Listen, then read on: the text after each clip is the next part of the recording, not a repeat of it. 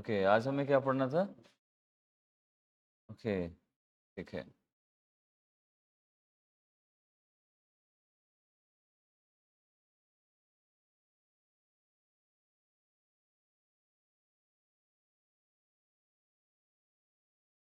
तो कल एक क्वेश्चन इन्होंने भेजा था, वो आप लोगों को मैंने वैसे बता दिया हुआ, उसको तो बता दिया है, आप लोगों को बता देता हूँ। कई बार क्वेश्चन एक और क्वेश्चन आता है और हम समझ पाते हैं एटमॉस्फेयर में या आपके ट्रोपोस्फेयर में फोर्स लगता है। तो फोर्स क्या है? बेसिकली फोर्स तो लग ही रहा है। वो समझने की बात होती है, कई बार हम समझ नहीं पाते कि फोर्स लग रहा है, क्योंकि हम जब लिखेंगे नहीं तो समझेंगे नहीं कि फोर्स होता भी है कि नहीं होता। बेसिकली फोर्स लग रहा है तभी एयर नीचे से ऊपर वर्टिकल मूवमेंट हो रहा है ना? तो जो मूवमेंट हो रहा है इनमें बहुत सारी गैसेस होती हैं, तो इससे भी फोर्स लगता है वहाँ पर। ओज़ोन लेयर की वजह से भी फोर्स लगता है। क्योंकि क्यों लगेगा? क्योंकि ओज़ोन लेयर ऑब्ज़र्व करती है, ऑब्ज़र्व करेगा तो वहाँ लो प्रेशर क्रिएट होगा, कुछ ना कुछ होगा, फोर्स लगना शुरू हो जाएगा। इसके बाद बहुत सारे सैटेलाइट्स जो घूमती हैं, उनकी वजह से भी फोर्स लगता है, और जो हम खुद की सैटेलाइट जो भेजते हैं, उनसे भी फोर्स लगता है। तो फोर्स वहाँ पर होता है एटमॉस्फेयर में, ठीक है? ये चीज़ मेरा बताने का था। नेक्स्ट, लिखना उसमें कुछ नहीं है, इसमें ये कह सकते हैं, हाँ, नेचुरल फोर्सेस उसमें ये कर सकते हो कि नेचुरल फोर्सेस कैसे काम करते हैं।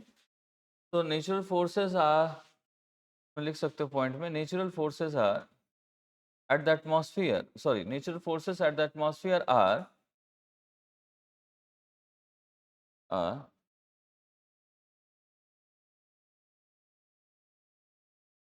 which is generated which is generated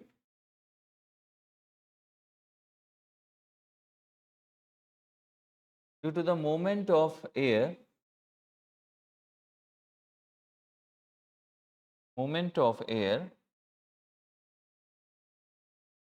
and and gases, gases at the atmosphere, gases at the atmosphere.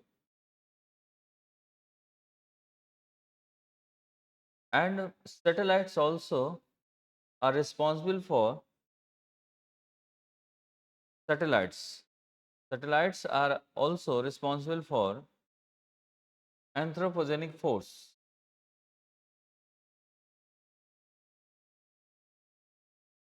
anthropogenic anthropogenic force। बहुत सारे आ जाते हैं, इसीलिए इसमें ये नहीं है बस, उसमें तो बहुत सारी आ जाती है। एंथ्रोपोजेनिक फोर्सेस एक मैं बता दिया, इसमें कोई भी सैटेलाइट कुछ भी घूम रहा होगा, कुछ भी होगा एक्टिविटीज आपके ऑर्बिट में, कुछ भी, तो वहां से एक फोर्स लगता है। ऑर्बिट में घूम रहा है तो भी फोर्स की वजह से घूम रहा है, तो उससे जो भी इफेक्ट पड़ेगा, जो भी उसमें एटमॉस्फेयर में चेंजेस आएगा, वो फोर्स उसी का फोर्स हो जाएगा। हाँ, ग्रीन हाउस गैस भी फोर्स का काम करती है। हाँ, ग्रेविटेशनल फोर्स भी है, तो यही सब चीजें आ जाती है ना आपके एंथ्रोपोजेनिक फोर्सेस में, ये सारा आ जाता है। तो बेसिकली कभी भी आए तो थोड़ा थोड़ा सा सोचना है खुद से, वैसा होता कुछ नहीं है इसमें, बड़ा इजी सी चीज था, थोड़ा सा दिमाग लगाते तो आ जाता। हाँ, तो उसमें होता क्या, थोड़ा सा सोचना है कि क्यों ऐसा, एयर अगर नीचे से ऊपर जा रही है, ऊपर से हॉरिजॉन्टली से मूव कर रही है, तो कोई तो फोर्स लग ही रहा होगा, तभी कुछ हो रहा है ना? तो सिंपल सी बात है। आप अगर ब्रीथ इन ब्रीथ आउट करते हो, उसमें भी फोर्स लगता है, क्योंकि आपके अगर सामने कुछ है तो वो हिलने लगती है, तो इसका मतलब फोर्स तो जा रहा है। तो वो हर जगह पर फोर्स काम करता है, कोई ना कोई। ठीक है, चलो नेक्स्ट आज हम उसके बारे में, टेम्परेचर इन्वर्जन, कुछ आपने स्टडी की इसके बारे में, टेम्परेचर इन्वर्जन के बारे में? ओके, क्या होता है टेम्परेचर इन्वर्जन? हाँ जी, ऑल्टीट्यूड,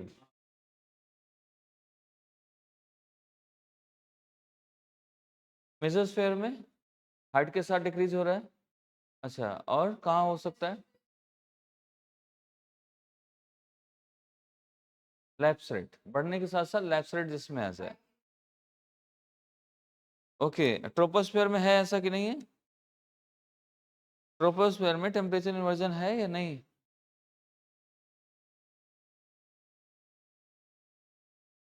ट्रोपोस्फेयर में टेम्परेचर इन्वर्जन होगा कि नहीं होगा? ट्रोपोस्फेयर में, ध्यान से समझना।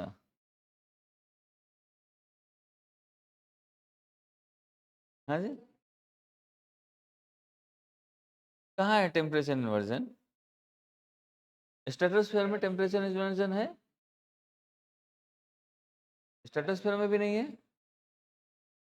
फिर है कहाँ? ये जा कहाँ रहा है? कहीं तो होगा।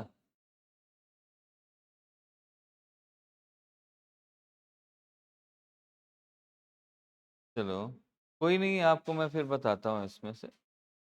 मुझे लग रहा है थोड़ा सा कहीं टेम्परेचर, और क्या मैंने बताया था? रेन,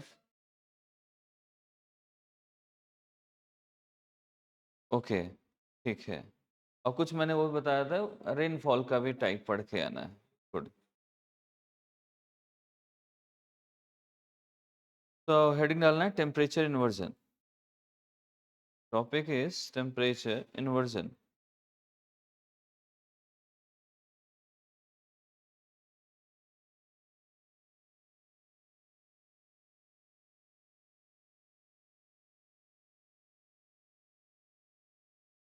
इन्वर्जन का मतलब ही क्या है? रिवर्स, उल्टा होना। चीजें जो सही एक प्रोसेस है, उस प्रोसेस का उल्टा हो जाए। अब प्रोसेस अगर उल्टा हो रहा है तो वही हमारा क्या है? Temperature inversion. कहाँ कहाँ प्रोसेस, राइट प्रोसेस क्या हो सकता है, रॉन्ग प्रोसेस क्या हो सकता है, उस प्रोसेस को समझना है। कहाँ पर क्या चीज़ें होती हैं, उससे मतलब हमें समझ आ जाएगा तुरंत, किस प्लेस पर, एटमॉस्फेयर में कहाँ, नीचे कहाँ, हर चीज़ समझ में आना शुरू हो जाएगी अगर हमें प्रोसेस समझ आ जाए। ठीक है। नॉर्मली क्या होता है कि इंक्रीजिंग हाइट और टेम्परेचर ऑफ एयर का क्या होता है, एक नॉर्मल जो हमारा एक प्रोसेस है, हाइट के साथ टेम्परेचर का घटना, डिक्रीज होना, दैट इज द प्रोसेस। ये एक्चुअल प्रोसेस है। अगर ये रिवर्स हो जाए, हाइट के साथ टेम्परेचर बढ़ना स्टार्ट हो जाए, इट मीन्स इन्वर्जन है उस पे। ये किस में हो सकता है? स्ट्रेटोस्फेयर में, थर्मोस्फेयर में, है ऐसा? पक्का? तो स्ट्रेटोस्फेयर में हुआ, हाइट के साथ बढ़ रहा है, स्ट्रेटोस्फेयर हो जाएगा आपका। ट्रोपोस्फेयर नहीं होगा। ट्रोपोस्फेयर जो है वो एक्चुअल प्रोसेस है उसका।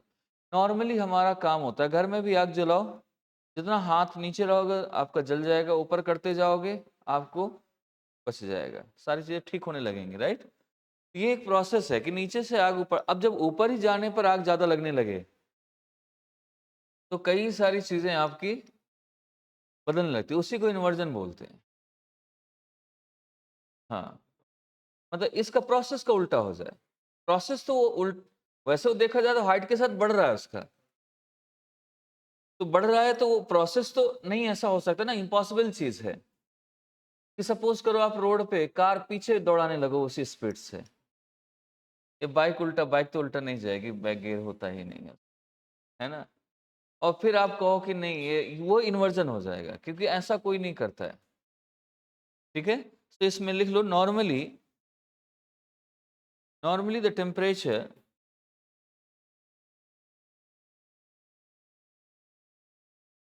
normally the temperature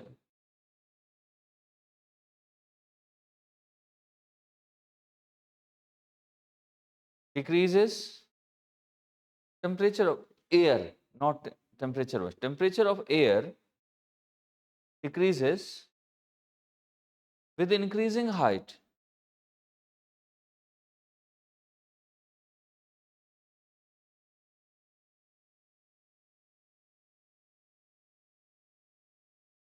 ठीक है, नॉर्मली क्या होता है, जैसे जैसे हाइट बढ़ेगी वैसे वैसे टेम्परेचर, टेम्परेचर घटेगा। हाइट बढ़ी, टेम्परेचर घटा। इसका अगर रिवर्स कर दें, रिवर्स हो जाएगा, क्या हुआ, हाइट के साथ टेम्परेचर बढ़ रहा है। ठीक है, तो वो हमारा क्या हो जाएगा, inversion. But reverse is happened, reverse is happened, that is, then it is, reverse is happened, then it is called temperature inversion. Temperature inversion. जैसे किसी किसी का होता है भूख, खाना खाने के बाद फिर भूख लगने लगे आपको, है ना? तो वो टेम्परेचर इन्वर्जन जैसा हो गया। वैसे नॉर्मली भूख लगने पे खाना ज़्यादा खाता है आदमी, वो खाना खाने लगता है तो फिर और खाता है। वैसे टाइप का आदमी जो होता है वो अजीब होता है, बीमारी हो जाती है उसको। वैसे टाइप का होता है, इसे बोलते हैं टेम्परेचर इन्वर्जन, ठीक है? इसमें नेक्स्ट पॉइंट, इसमें हम चलेंगे आगे आगे किन किन प्रोसेस पे, किस किस जगह प्लेसेस पे है।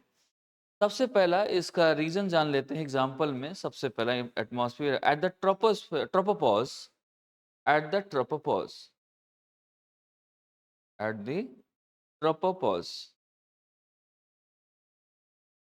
ट्रोपोपॉज में इसलिए कि ट्रोपोपॉज के ऊपर जैसे जाएंगे तो जैसे जैसे स्ट्रेटोस्फेयर में, इसे हम ट्रोपोपॉज बोल सकते हैं या फिर साथ में से क्या बोल सकते हैं, स्ट्रेटोस्फेयर, क्योंकि यहीं से स्ट्रेटोस्फेयर स्टार्ट होता है, राइट? ट्रोपोपॉज के जस्ट ऊपर तो स्ट्रेटोस्फेयर स्टार्ट हो गया ना। वैसे भी इसका पार्ट माना ही जाता है, स्ट्रेटोस्फेयर में ही लोकेटेड है ये। तो ये लाइन है between the troposphere and stratosphere.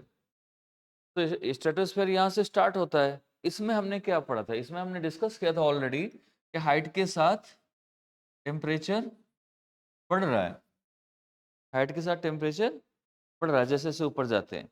तो नीचे नहीं है, लोअर में, लोअर स्ट्रेटोस्फेयर में हमारा टेम्परेचर लो है और एयर भी वर्टिकल मूवमेंट नहीं होती है। एयर कब वर्टिकल होगी, जब गर्म ज़्यादा होगा। इसका मतलब अगर एयर वर्टिकल नहीं है तब भी एक रीज़न है कि वहाँ पर हीट कम है। जैसे जैसे ऊपर बढ़ते जाएंगे हीट बढ़ती जाएगी, हीट बढ़ती गई तो वो एक हमारा क्या होगा, टेम्परेचर इन्वर्जन, ठीक है? अगर ऊपर से निकले ना, ट्रोपोस्फेयर के ऊपर से अगर आपका एरोप्लेन निकलता है तो इसको प्रॉब्लम होगी निकलने में, क्योंकि ऊपर वर्टिकल मूवमेंट हो शुरू हो जाता है एयर का, नीचे साइड नहीं है उसका वर्टिकल मूवमेंट, ठीक है?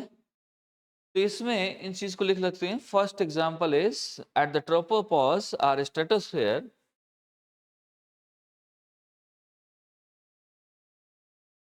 temperature starts increasing from here. So air pocket reach till here, reach till here, start moving downwards, start moving downwards.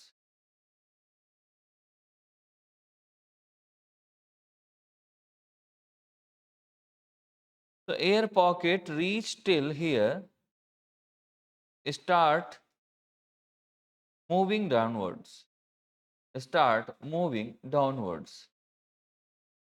ये क्यों ऐसा कह रहा है, आपने भी इसका मतलब तो नहीं समझा होगा, सभी को नहीं आया होगा समझ। आया समझ? वो तो दिख रहा था मुझे फेस से ही लिखते समय आपके कि आप लोगों को समझ नहीं आया है, क्योंकि इसमें बात इसने बड़ी सही से कही है कि समझ तभी आएगा जब मैं यहाँ पर बना कर दिखाऊंगा। अब ध्यान से समझना, इधर कैसा थोड़ा थोड़ा तो कोल्ड रीजन है कि नहीं? नीचे ट्रोपोपॉज पे तभी तो एयर वर्टिकल नहीं हो रही ना, ये तो समझ आ रहा है। हाइट के साथ टेम्परेचर बढ़ रहा है तो मतलब यहाँ टेम्परेचर कम होगा और जैसे जैसे ऊपर जाएंगे टेम्परेचर ज़्यादा होगा, और जहाँ टेम्परेचर ज़्यादा है तो यहाँ लो प्रेशर होगा। 100% है ना? लो प्रेशर से किधर जाएगा? हाई टेम्परेचर की हाई प्रेशर किधर है? नीचे है। अब गर्म यहाँ हो रहा है, ऊपर तो बिल्कुल ठंडा है। अगर गर्म इधर हो रहा है तो ये किधर जाएगा? तभी तो नीचे ठंडा है। सिंपल सा लॉजिक है ना इसमें। ऊपर से गर्म होगा तो नीचे दिखाई देगा, नीचे से गर्म होगा तो ऊपर ठंडा हो जाएगा। इसको हमने रिवर्स कर दिया है। अब आपको ये नहीं कि ऊपर ही हर चीज जाती हो, ऐसा नहीं कि सारा चीज ऊपर ही जा रहा है, क्योंकि ऊपर का हमने एक लेयर बना रखी है, उस लेयर से नीचे का देख रहे हैं। सपोज करो कि मैं ऊपर भी मान लो कि जा रहा है, लेकिन कुछ तो ऐसा गर्म होगा जो ठंडी की तरफ आएगा। तभी तो शुरू में आपने देखा होगा इक्वेटर पर ऊपर जा रही है, यहाँ पर क्या हुआ, कूल हो गई, फिर यहाँ से ठंडे में आ रही, ऐसे गिर रही कि नहीं ठंडे की तरफ, मूव किया और जैसे हाई प्रेशर में कनेक्ट हुआ और नीचे नीचे जैसे बिल्कुल ठंडा हो गया तो पोल रीजन पे गिर गई जाके। सेम यहाँ भी तो हो सकता है ना, ये इसमें हुआ, सपोज करो ऊपर भी जा रही है लेकिन कुछ ऐसी होंगी जो एनर्जी तुरंत लॉस हो जाएगी इनकी, वो भी तो नीचे आ सकती है ना। और अगर वो ऐसा नहीं समझ आ रहा तो ऐसे भी कर सकते हो आप। जब एनर्जी लॉस हो जाएगी तो वहां से वो नीचे गिरना शुरू हो जाएगा, नीचे आएगा तो क्या हो जाएगा, हाई प्रेशर, कूल रीजन है। समझ आया? अभी भी नहीं आया? स्ट्रेटोस्फीयर की बात। हाँ, मेसोस्फेयर में जब आज जस्ट जाएंगे वहां पर तो वहां हाइट के साथ टेम्परेचर घटता है।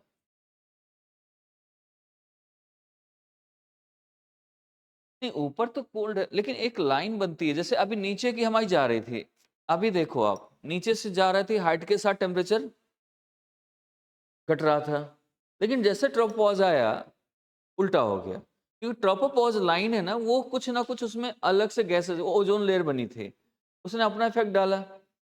फिर जब इसके ऊपर स्ट्रेटोपॉज होगा, उसका अपना एक रोल है, जो इधर से चीजें उधर डाइवर्ट नहीं कर पा रहा, डिलीवर नहीं कर पा रहा यहाँ की चीज वहां पर। तभी तो लाइन बनाई गई है ना कि आप इसके बाद ऊपर नहीं जाएंगी, चीजें एक्शन नहीं होगा, उनका अलग अपना एक्शन होगा। समझ आ रहा है? ट्रोपोपॉज के बाद अगर हो रहा होता तो फिर स्ट्रेटोस्फीयर में हाइट के साथ क्यों बढ़ रहा होता, वहां भी हाइट के साथ घटता। और अगर इसका फर्क नहीं होता तो अल्ट्रावायलेट रेज सारी नीचे आ रही होती। तो ट्रोपोपॉज का कुछ तो रोल है, ऐसे स्ट्रेटोपॉज का रोल होगा जो उसको वहां पर ठंडा रखता है, नीचे वाली एयर नहीं जाने देता ऊपर। समझ आ रहा है? इस वजह से ये हमारी क्या होती है, नीचे की तरफ आएंगी अगर, तो हमारे नीचे नुकसान करा देगा। मतलब नुकसान क्या करा देगा, ठंडा करा देगा। समझ आ रहा है? पक्का? ओके, अब आ गया, गुड। नेक्स्ट चलते हैं इसमें, दूसरा एग्जाम्पल। ये तो पहला हो गया जो समझना है इस पे। नेक्स्ट पॉइंट है आपका ठंडी गर्मी के टाइम का, देख लेते हैं। ठीक है, टेम्परेचर इन्वर्जन कहाँ कहाँ सेकेंड। ठंडियों की नाइट में, ये रात, दिन और रात, अभी आने वाली हैं ठंडियाँ, टाइम है जनवरी दिसंबर से स्टार्ट, अक्टूबर से स्टार्ट हो जाती है। ठीक है, इसमें आपको क्या लगता है ठंडा गर्म कैसे होता है? यहाँ पर आप वैली ब्रिज सारा चीज पढ़ेंगे इन्वर्जन में। ठंडियों में क्या होती है, रातें ठंडी हो जाती है, ज्यादा ठंडी होती है। नहीं, ठंडियों में रातें गर्म होती हैं। जहाँ इसकी गर्म होती है रातें, वो रातें नहीं है। यहाँ दूसरी रातों की बात कर रहे हैं, रियल रात की बात कर रहे हैं। तो ठंडियों में रातें गर्म ठंडी ज़्यादा हो जाती हैं दिन में, क्योंकि सनरेज नहीं आ पाती। दिन में सनरेज आती हैं तो वो थोड़ा सा वार्मनेस आ जाती है। आप देखें मॉर्निंग के टाइम पर फॉग बनना शुरू होता है मैक्सिमम। ये ज़्यादा ठंड होती है तो रात में बनना शुरू हो जाता है। उसके बहुत सारे रीज़न हैं, क्योंकि दिन में पानी अगर गर्म हो रहा है सन रेज की वजह से, शाम को फॉग भी उससे बनना शुरू हो जाता है थोड़ा बहुत। तो ऐसा इसमें कूल विंटर नाइट, एयर क्या हो जाती है जब कूल विंटर होता है नाइट में, तो एयर कहाँ जाती है? कूल विंटर अगर हुई तो एयर आपकी कैसे हो जाती है?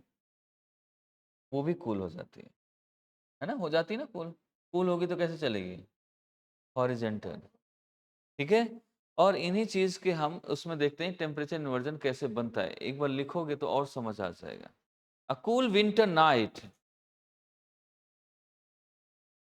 A cool winter night, the air above the cold surface gets cool। ठंडी जगह से हवा टकरा कर आ रही हो तो आपको भी ठंडी लगती है कि नहीं? जैसे कभी कभार गर्मियों में अगर हिमालय के साइड से एयर आ रही हो, विंड आ रही हो, तो हमें यहाँ ठंडी कभी कभी महसूस होती है, हम कह देते हैं कि ये हिमालय से चलने वाली एयर्स है। वहां से कि वो ठंडा है ऑलरेडी, वहां से उसके ऊपर से सरफेस से होके निकली तो वो भी कूल हो गई, है ना। तो इसमें वही है, इस संगत का असर पड़ता है, कंपनी डज इफेक्ट, वो ऐसा वाला सीन है। उसके संपर्क में आई तो ये जो भी सरफेस होगा, उस सरफेस से जैसे ही एयर टकराएगी, वो एयर जैसे टकराएगी इसके अब निकलेगी सरफेस के ऊपर से, तो एयर बिकम कूल, ये भी कूल हो जाएगी। ठीक है। अब इसमें अगर ये कूल हो रहा है, ये कूल हो गई, जो टकराई वो कूल हो गई, बट इसके ऊपर कैसा है, एयर वार्म ही है। नीचे वाली सिर्फ एयर की, मतलब आ तो बहुत सारी एयर रही थी, बट जो जैसे यहाँ से एयर ऐसे चल रही है, ऐसे जा रही है ऊपर, सारी गर्म है। ये टकराई, टकराने के बाद ये ऐसे सीधा हॉरिजॉन्टल हो गई क्योंकि कूल हो गई। बाकी की एयर वार्म है, तो इसके ऊपर सारा वार्म है, ये वाला कूल है। हाइट के साथ वार्म बढ़ गया, बट ये इस वजह से हुआ क्योंकि ये उसके कांटेक्ट में आ गई। समझ आया कि नहीं आया? पक्का? जैसे ठंड हो अच्छी खासी, आप पॉकेट से हाथ निकालो, अपनी गाड़ी की बोनट पे कहीं पर ऐसे रखो हाथ, आपका हाथ एकदम ठंडा हो जाए क्योंकि वही संपर्क में आया है। बाकी बॉडी आपका जो ढकी हुई बॉडी है वो गर्म रहेगी। जैसे बाहर जाओ आप, कहीं बाइक से जा रहे हो और खुला है तो आपका चेहरा बिल्कुल ठंडा हो जाता है, कान ठंडे है, ये सारा ठंडा। हाथ में ग्लव्स पहने हो और फिर कभी ऐसे करके हाथ लगाओ, आपको बड़ा अच्छा लगता है, कुछ गर्म सा है, होता है कि नहीं? तो वो क्योंकि वो उसके टच में आ रहा है, उसके सरफेस के ऊपर से निकल रहा है, ठंडी सरफेस आपको टच कर रही है, वो इंपॉर्टेंट है। लिखो इस पे, थोड़ा सा लिखना है इसका। क्या लिखा आपने अभी? A cool winter night, the air above the cold surface gets cool, but the air layer above that, but air layer above that cool layer is still warmer. Is still warmer.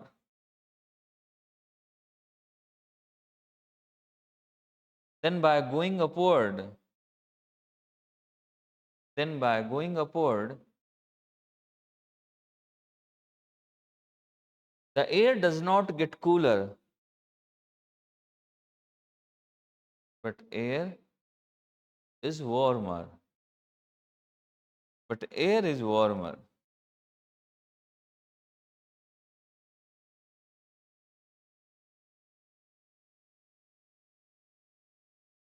ठीक है?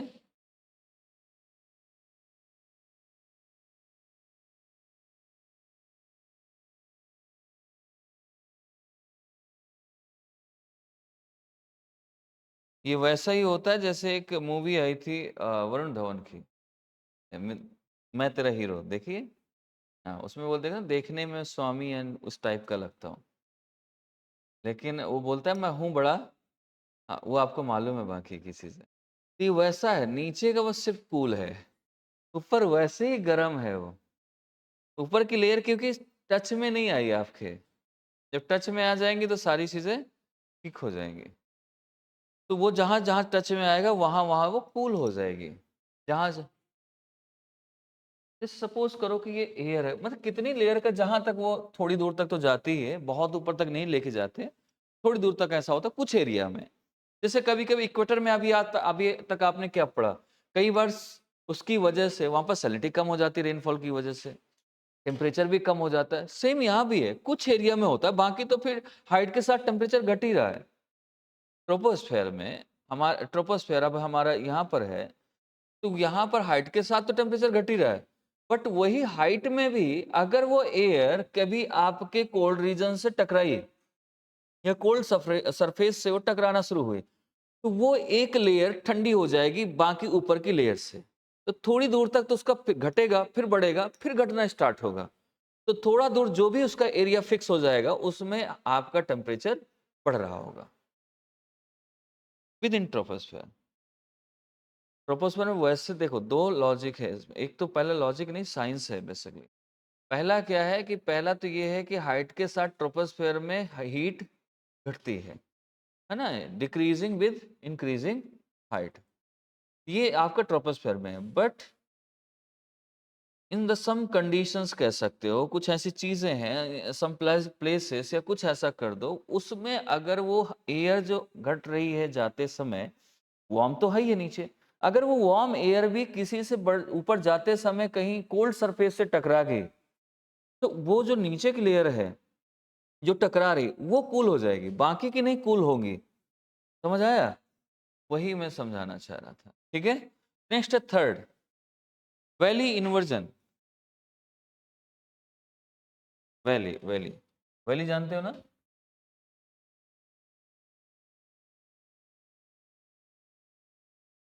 Valley inversion ये भी काम करता है एक तरीके से वही इन्वर्जन का। इसमें फ्रॉस्ट होता है, ठंड इतनी पड़ जाती है, बर्फ इतनी जम जाती है कि वो वहाँ पर फसलें जो होती हैं, क्रॉप, वो डैमेज हो जाती हैं वैली इन्वर्जन की वजह से।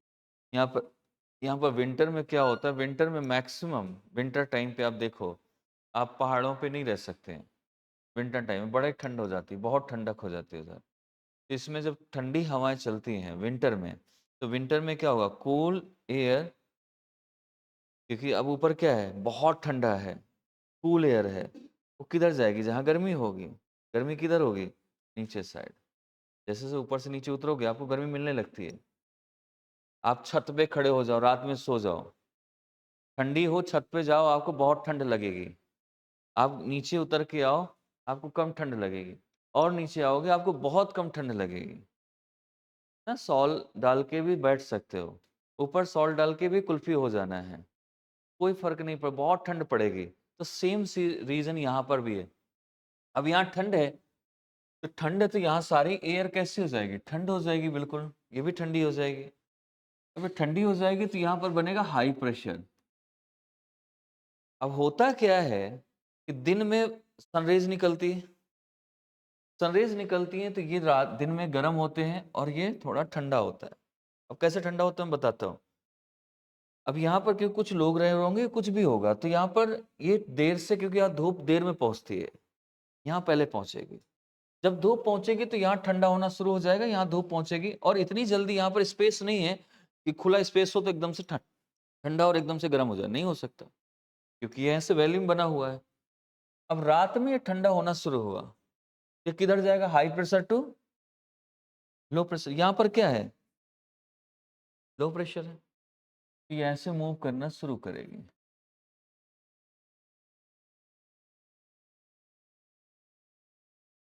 एक तो वैसे भी रात में पहाड़ों की हवाएं ठंडी हो जाती हैं, पहाड़ों में हवा ठंडी हो जाती है, नीचे गर्म रहता है।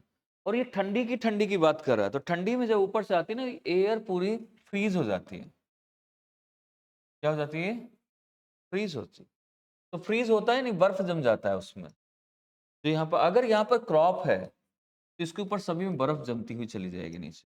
अब बर्फ जम जाएगी, अगर उसमें स्नोफॉल हुआ, बर्फ जमी, तो जो प्लांट्स है, क्रॉप है, वो उन्हें ऑक्सीजन नहीं मिलेगी, फोटोसिंथेसिस नहीं मिलेगा, वो डेड हो जाएगी, यानी डैमेज हो जाएगी क्रॉप। समझ आ रहा है?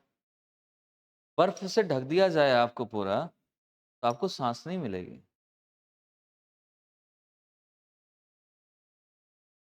यहां से आने पे डिक्रीज हो रहा है, यहां पर डिक्रीज होगा पूरा।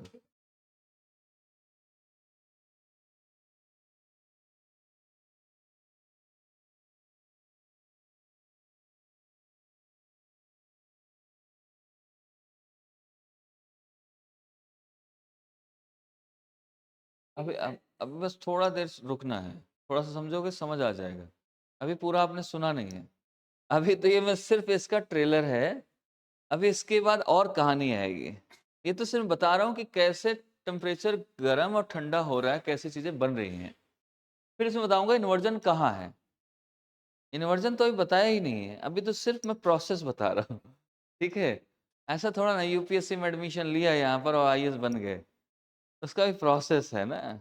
आप प्रीलिम्स दोगे, मेंस दोगे, फिर इंटरव्यू दोगे, यहाँ की टेस्ट सीरीज दोगे, तो देखेंगे होगा कि नहीं होगा। नहीं हुआ तो इन्वर्जन सीधा। सिंपल सा लॉजिक है, और उसमें क्या कर सकते हो। तो वही है, अभी यहाँ पर प्रोसेस है, अभी जाना है। अब इसमें क्या है कि मैंने बताया ना कि ये ठंडा है, ठंडी। अब विंटर में मैंने बताया, विंटर सीजन में ध्यान रखना, विंटर सीजन है, विंटर सीजन में एयर कैसे चलती है, कूल एयर होती है। कूल एयर होगी तो कहाँ जाएगी, डिसेंड करेगी वैली की साइड, ऊपर से नीचे, क्योंकि हाई प्रेशर है, हाई प्रेशर से लो प्रेशर, गर्मी की तरफ जाएगी। समझ तो आ रहा है ना इतना। अब गर्मी में आएगा, अब नीचे क्या है, वैली पर कैसी है, वार्म एयर है, यहाँ थोड़ा वार्म होगा, लो प्रेशर होगा। तो यहाँ लो प्रेशर होगा तो फिर लो प्रेशर होगा तो एयर ऊपर जाएगी, ऐसे यहाँ से ऊपर जाएगी, यहाँ से डायरेक्ट नहीं जाए, इसी रास्ते से वापस नहीं जाएगी। जहाँ पर गर्म हो रहा है बस उसी रास्ते में, इस रास्ते जाएगा तो इधर से तो ठंडी आ रही है। अभी नहीं समझे? नहीं समझ आया ना? आप ठंडी में छत पे खड़े हो जाओ, ठीक है? अब आप पे हवा आ रही है, आपको पूरा शरीर गर्म कर रही है। अब आपके मुंह से हवा निकली, वो गर्म जा रही है। आपने ठंडी आपकी हुआ, आपको पूरा ठंडा कर दिया। जो आपकी बॉडी के अंदर जो ये वैली समझो, ये आपकी बॉडी है। अब यहाँ से आपने गर्म हवा छोड़ी, गर्म वजह से ये आपकी थोड़ी दूर तक तो जाएगी आगे तक, ये गर्म है। तो उसमें निकलता है ना जैसे कि धुआं जैसा, है ना? वो क्यों जाता है? और उससे जब फूंकोगे तो आपका जो वार्म होगी एयर उस टाइम पे, या आग जलाओ कहीं पर एक जगह पर, तो एयर ऊपर जाए, पूरे में नहीं फैलेगी, सीधा ऊपर जाएगी। पूरे में क्यों नहीं फैल सकती? क्योंकि बाकी जगह से ठंडी हवा आ रही है, तो वो एक्सपांड नहीं करने दे रही उसको। वो एक जगह से होके सीधा जा रही है, क्योंकि एक ही जगह पे गर्म हो रहा है, पूरा प्लेस गर्म है ही नहीं। समझ आ रहा है कुछ कि नहीं? तो ये इतना गर्म है और यहाँ पूरा ठंडा है, ये कहाँ से जाएगी? ऐसे जाएगी, ठीक है? हाँ, अभी आएगा, अभी और समझ आएगा, धीरे धीरे आएगा पूरा। अब यहाँ क्या है? डिसेंड, ये वार्म हुआ, डिसेंडिंग कूल एयर क्या करेगी? इतना तो बता, ये हो गया आपका, समझ आ गया इन्वर्जन? गुड। अब ये डिसेंडिंग एयर जो आती है, मैंने बताया कि ये फ्रीज करती है, मतलब यहाँ पर फ्रोजन हो जाता है इसका। फ्रोजन हो जाने की वजह से क्रॉप जो होती है वहां की, वो क्या होती है? डैमेज। और ये हमारा टेम्परेचर इन्वर्जन है, ये टेम्परेचर इन्वर्जन है। नॉर्मली क्या होता है? नॉर्मली अगर वैसा देखा जाए तो रात के टाइम में और दिन के टाइम पर ऐसा होता है, यहाँ सिर्फ विंटर के टाइम में ऐसा दिखाई देता है। ये प्रोसेस जो है वो नाइट का प्रोसेस होता है वहाँ। ये प्रोसेस है एक्चुअली अगर देखा जाए तो ये नाइट का प्रोसेस है, नॉर्मल प्लेसेस पे, नॉर्मल जगह पर। लेकिन अगर डे में हो रहा है तो विंटर सीजन पे ऐसा हो रहा है, समर सीजन में जस्ट उल्टा हो जाएगा इसका। इसलिए इसको हम बोलते हैं टेम्परेचर इन्वर्जन, ठीक है? क्या लिखा आपने, लिख लिया? कहाँ तक लिखा है? Valley inversion. In winter the cool air descends, the cool air descends to valley,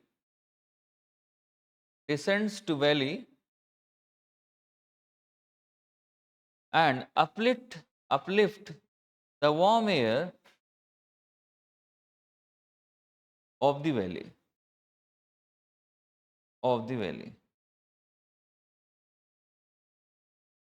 This is temperature inversion in the valley. And note में लिख लेना है, descending cool air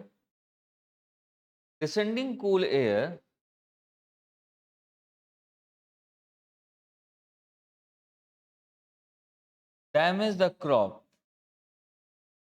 ब्रैकेट में लिख देना है, बिकॉज क्या होता है? फ्रीज हो जाती है, मतलब जम जाती है। द एयर फ्रीज, ठीक है, क्रॉप पर। तो क्रॉप क्या हो जाएगी? इससे इसे वो जब फ्रीज हो जाता है, इस वर्ड को बोलते हैं फ्रॉस्ट।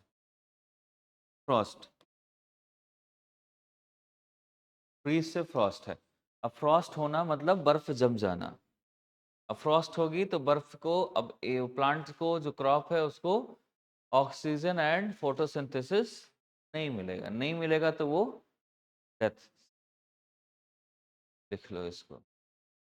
तो due to the freezing of air का फ्रीज होना, वो क्या हो जाएगा?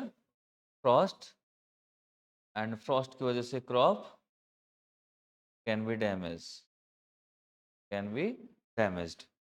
हो सकती है। अब टेम्परेचर इन्वर्जन में के बाद थोड़ा सा फॉर्मेशन ऑफ टेम्परेचर इन्वर्जन से इसकी इम्प्लीकेशंस क्या है, इससे क्या-क्या चीज़ें बनती हैं? टेम्परेचर इन्वर्जन की वजह से बहुत सारी चीज़ें बनती हैं, जैसे फॉग, फ्रॉस्ट, ये सब बनता है इसी से।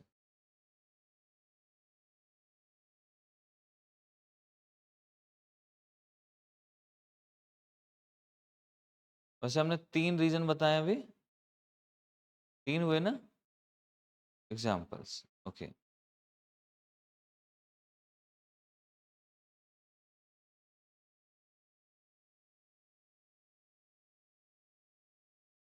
तो इन्वर्जन इससे, अब आते हैं implications of temperature inversion. Temperature inversion का इम्प्लीकेशन कैसे होता है?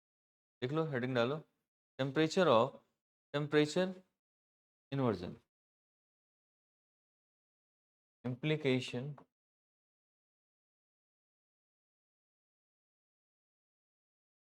Of temperature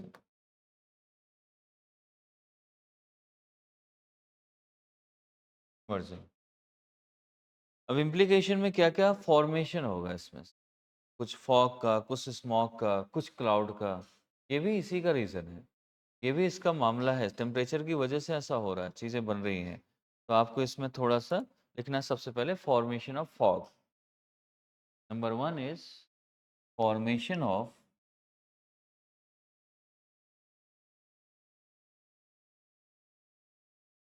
fog. ये तो सभी जानते होंगे कैसे फॉर्मेशन होता है इसका, है ना? कैसे होता है? एक-एक करके बताएँगे। देखे सभी ने है फॉग, सभी देखते हो? स्टार्ट करो आप। हुँ, कोल्ड एयर, वार्म एयर मिल जाती हैं, फॉग बन जाता है। थोड़ा ठीक है बट कैसे मिलती हैं?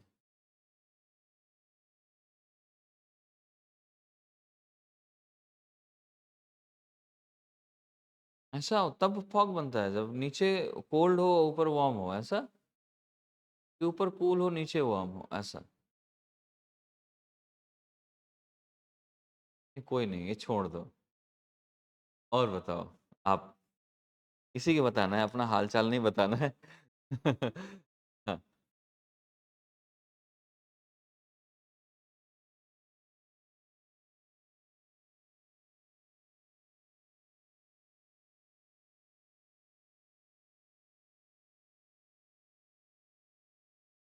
हाँ, आप अमोघ सेम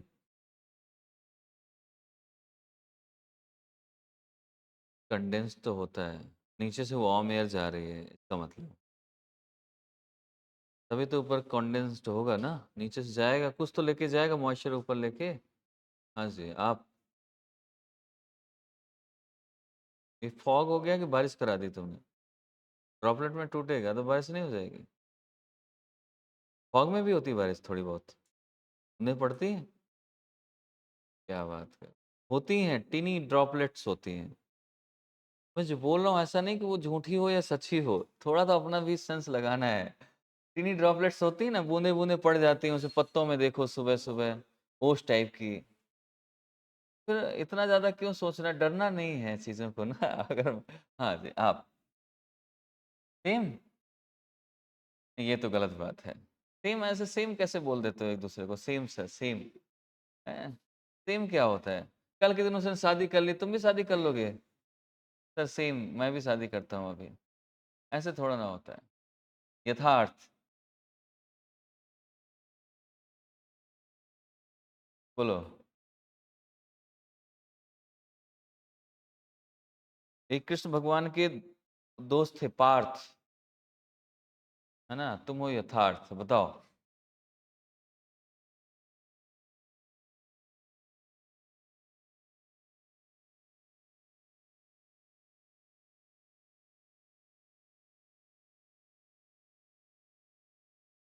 वो तो कंडेंस्ड होगा, लेकिन कैसे होगा? प्रोसेस जानना है। ये तो सभी को मालूम, ठंडा-गरम, क्योंकि ओशन करंट में भी यही था, ठंडा-गरम मिलता था, फॉग बन जाता था। यहाँ भी ठंडा-गरम मिलेगा, फॉग तो बनेगा। लेकिन मिलेगा कैसे? बनेगा कैसे? कॉन्टैक्ट में कैसे आएगा? ये समझना है मुझे, एक्चुअली। बाकी समझदार तो हो गए हो, ठीक बता पाते हो।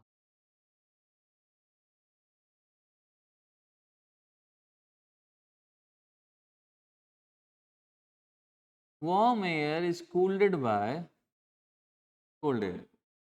वार्म एयर जब कूल हो जाए, कोल्ड एयर उस पर टच कर, वैसे होता है रात में मैक्सिमम, इसीलिए रात में ठंडी हवाएं चलती हैं और गर्म हवाएं ऑलरेडी प्रेजेंट है वहां पर।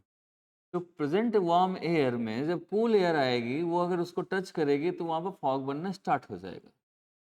बस लॉजिक, ठीक है। और इसलिए क्योंकि नीचे वार्म नहीं होगा तो डस्ट ऊपर कैसे जाएगी, फॉग में डस्ट भी हो जाती है, ठीक। इसलिए कि नीचे की वार्म एयर ऑलरेडी है, जिस ऊपर से जो आ रही रात में ठंडक हो रही है उसकी वजह से वार्म एयर कूल होने लगती है और वो फॉग का फॉर्मेशन बन जाता है।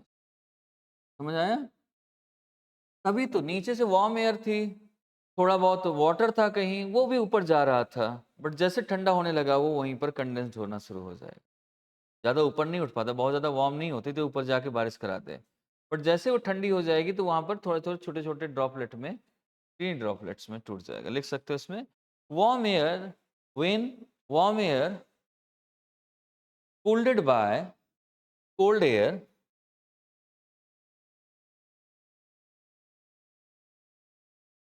below, बहुत ऊपर नहीं, बहुत ऊपर होगा तो क्लाउड बन जाएगा, नीचे साइड में अपने थोड़ी ऊपर में, below, एंड देन क्या हो जाएगा, फिर जैसे ही इसमें आएगा गर्म होगी फिर क्या हो, कंडेंसेशन स्टार्ट हो जाएगा, start condensation and break tiny water droplets, that is called fog, ठीक है। और ये हमारा कैसा लो विजिबिलिटी है, ऐसा बहुत ज्यादा दिखता भी नहीं कि फॉग ऐसे बना हुआ है। ठंडी के टाइम में थोड़ा ज्यादा दिख जाता है क्योंकि ठंड में बहुत ज्यादा ठंडी हवाएं चलती हैं तो बहुत ज्यादा वो फॉग बना देता है, लेकिन गर्मियों में थोड़ा दिखती है, सुबह सुबह थोड़ा सा दिखेगी, या मॉर्निंग जो जगता है वो दिखेगी। लेकिन दिल्ली में तो मॉर्निंग आप मॉर्निंग वॉक भी नहीं कर सकते हो, क्योंकि होता क्या है कि जब ऐसे जो अभी फॉग बन रहा है ये नीचे लोअर में बनता है, ऊपर से एयर आई, नीचे जितना भी पोल्यूशन है वो नीचे रुक गया, अब दौड़ोगे तो वही सांस में जाएगा, और दिन भर में थोड़ा हट जाता है, रात में जा सकते हो, अगर शाम को चाहो तो घूम सकते हो एक बार। तो वहां पर ये सर नेक्स्ट है आपका फॉर्मेशन ऑफ फ्रॉस्ट। फ्रॉस्ट तो आप दिन में देख ही लिए, फ्रॉस्ट है ना, कि water moisture frozen with contact cold surface, ठीक है। कोल्ड सरफेस की वजह से हो जाएगा, या कोल्ड एयर की वजह से अगर वो फ्रोज हो जा रही है, सपोज ये तो बेसिकली वहाँ की नहीं, वैली का नहीं है, ये तो सभी जगह का है। वैली में क्या होता है कि जब नीचे आ रही है तब वो फ्रोज होता है, वैसे नॉर्मली क्या होता है कि अगर जैसे आप खेतों में देखो कहीं कहीं ठंडियों के टाइम पे बर्फ जम जाती है उनमें, वो होता है बेसिकली ये फ्रॉस्ट, नॉर्मली फ्रॉस्ट उसे कहते हैं। वैली पर तो उसकी कंडीशन है, इस वजह से ठंडी में हो रही है, वो नीचे बहुत ठंडा आ रहा है उससे बर्फ जमा दे रहा है या फ्रॉस्ट कर दे रहा है। लेकिन नॉर्मली कभी कभार बारिश ना हो रही हो और आपके ठंड बहुत पड़ रही हो, और जब बहुत ज़्यादा ठंड एयर कोल्ड एयर आती है तो ये क्या होता है कि इसमें जो आपके प्लांट्स होते हैं, जो आपकी क्रॉप होती है, उसके ऊपर पहले ओस बनती है, वही ओस बाद में बर्फ बन जाती है ठंड की वजह से। ये भी है फ्रॉस्ट का formation, Frost water moisture frozen with contact cold surface which damage the crop।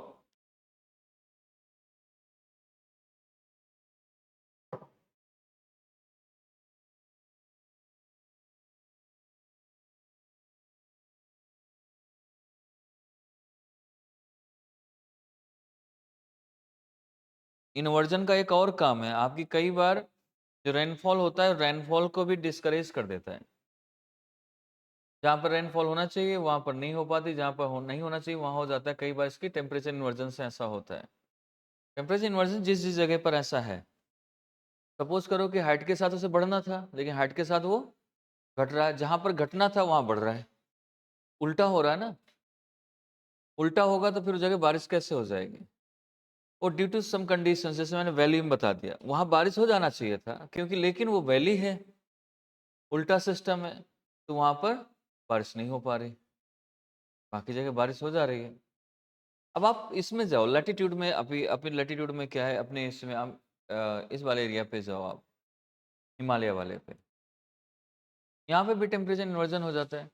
Temperature inversion इसलिए कि नीचे हमारा एकदम ठंडा है, गर्म होके एकदम चलना चाहिए, नहीं हो रहा, बट उसका एल्बिडो की वजह से वो गर्म हो रहा है ना? गर्म हुआ और वहाँ बारिश नहीं होनी चाहिए क्योंकि ठंडा है, ठंडे में बारिश नहीं होती कूल रीजन पे। लेकिन फिर भी वो डायरेक्ट सन रेज पड़ रही है, वहाँ पे इन्वर्जन होना स्टार्ट होता है और उसका जो प्रोसेस है वो उल्टा हो जाता है जस्ट, और फिर वहाँ पर वो अपना वो पूरा वाटर मॉइस्चर लेके जाता है और बारिश करा देता है। नहीं होना चाहिए तो हो गई, जहाँ होना चाहिए तो वहाँ नहीं हो रही। ठीक है, समझ आ रहा है? ये कई बार ऐसे प्रोसेस बन जाते हैं, तो ये भी एक है, एटमॉस्फेरिक स्टेबिलिटी भी इससे बनती है। Atmospheric stability like prevent upward and downward movement of air.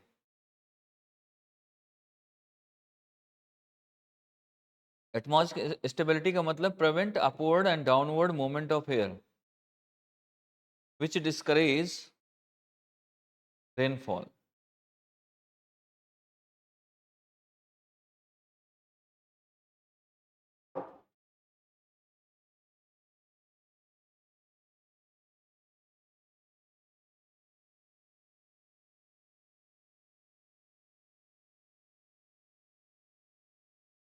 अब देखो, लिखो कंडेंसेशन ऑफ वाटर ड्रॉपलेट। कैसे कंडेंसेशन होता है? Condensation of water droplet.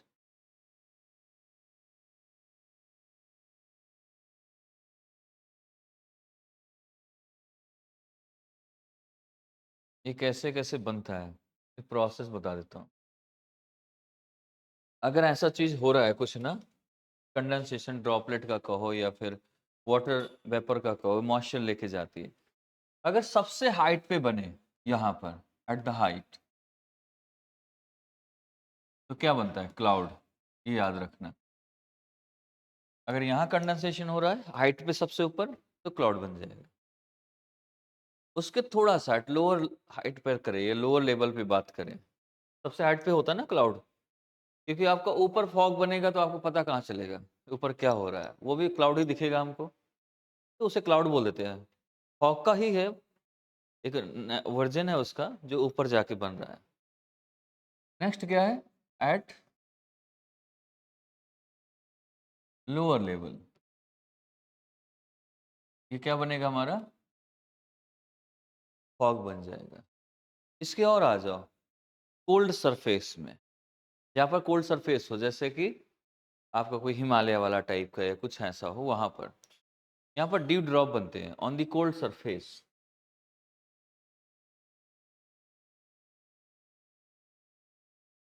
On the कर दो, ऑन दी कोल्ड सरफेस।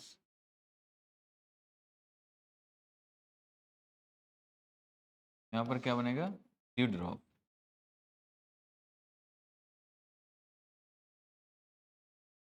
यानी माउंटेन्स में जो ड्यू बनते हैं ना, वो ड्यू ड्रॉप्स उनको बोलते हैं। थोड़ा सा इसी से बना है माउंटेन ड्यू। वो आया नहीं है इस, कौन सा है वो? माउंटेन ड्यू ही आता है नाम से ना, डर के आगे जीत है,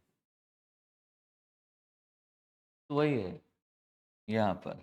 इसके बाद और भी आ जाओ नीचे, ड्यू ड्रॉप के नीचे आ जाओ, जहाँ पर आइस क्रिस्टल्स बन सकते हैं। ये कोल्ड कंडीशन जब कभी कभार आती है, वहाँ बनते हैं फ्रॉस्ट, सीधा संपर्क में आ जाती है उसके नॉर्मल एयर पर, तो फिर लास्ट है आपका फ्रॉस्ट बनना।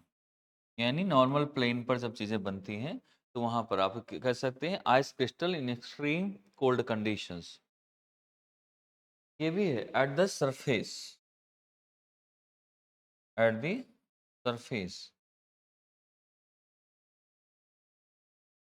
तो ये जो आपका कंडेंसेशन यहाँ पर होता है, तो वो किस में कन्वर्ट हो जाता है? Turn into ice crystals. जब एक्सट्रीम कोल्ड कंडीशन होता तब होता है ऐसा, लिख सकते हो। इसमें क्या है, जो आपका condensation turn into ice crystals, but in cold conditions, extreme cold condition,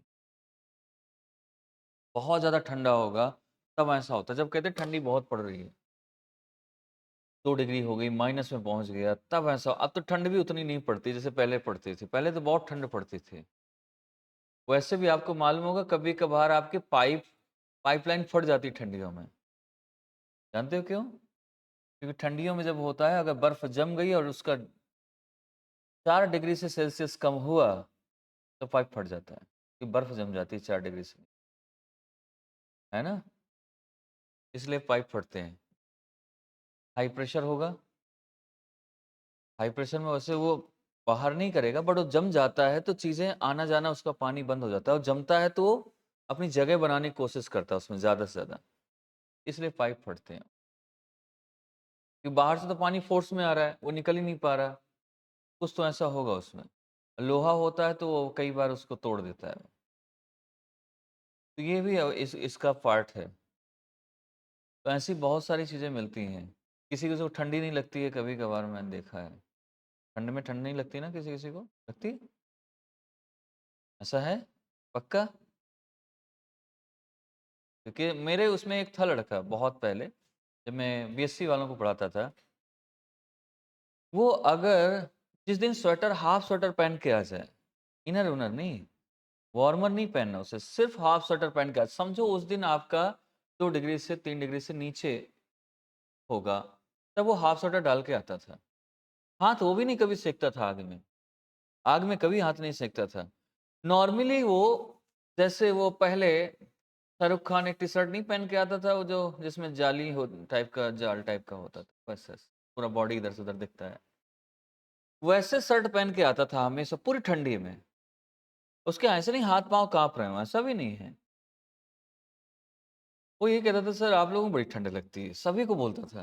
ये कितना पहन के आया हुआ है यार। ऐसा नहीं वो कश्मीर से विदेश से आया हो, वहीं उसी जगह पर बड़ा हुआ है, सब कुछ हुआ है, बट पता नहीं उसका कौन-सा ऐसा बॉडी में पार्ट जुड़ा था उसके पास।